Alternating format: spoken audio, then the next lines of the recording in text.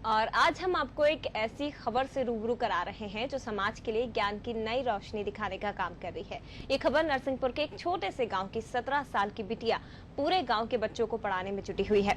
अपने 2 कमरों वाले घर के एक कमरे में इस बिटिया ने पाठशाला खोल दी और खुद की स्कॉलरशिप से जुड़े पैसों से बच्चों के लिए कॉपी, किताब, पेंसिल का इंतजाम कर उन्हें हिंदी और इंग्लिश मीडियम की शिक्षा दे रही है, जिससे वो बड़े होकर अपना भविष्य संवार सके।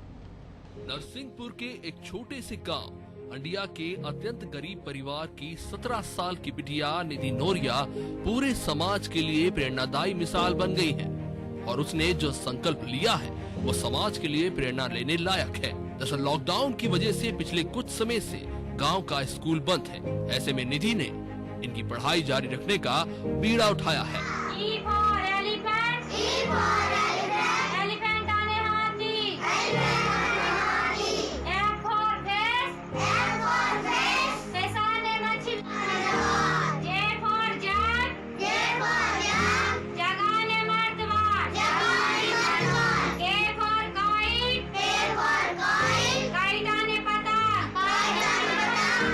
पिछले 5 सालों में जोड़ी स्कॉलरशिप की जमा पूंजी से उसने पूरे गांव के बच्चों के लिए किताब, कॉपी, स्लेट, पेंसिल्स खरीदे हैं और घर के एक कमरे में ही उनकी पाठशाला शुरू कर दी है, जहां पर सुबह और शाम हर दिन 3 घंटे की क्लासेस चलती है।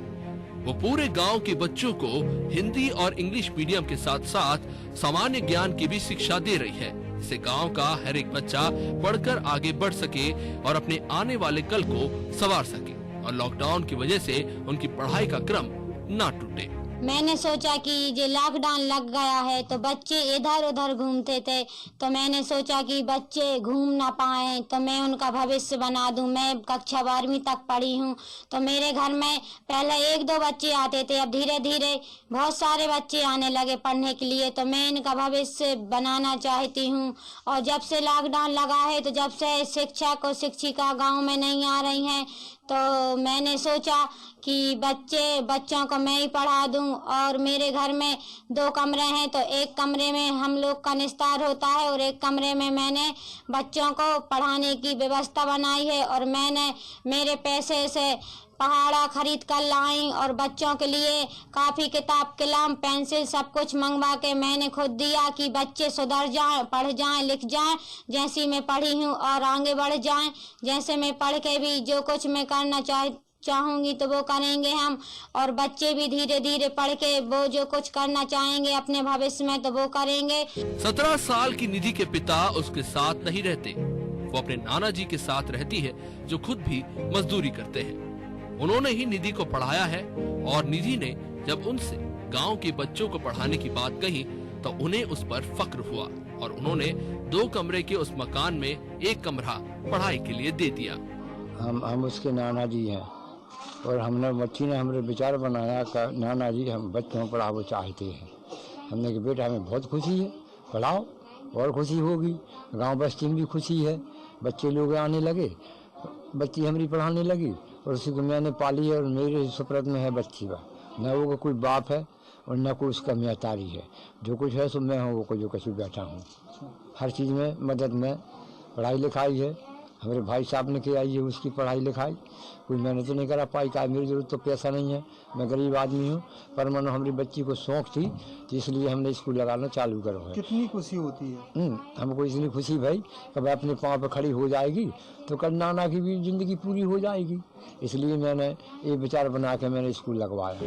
निधि के इस संकल्प को गांव के एक युवक ने सोशल मीडिया पर दिखाया और समाज के जागरूक लोगों ने उसे जमकर सराहा और उसकी मदद के लिए अब आगे भी आ रहे हैं।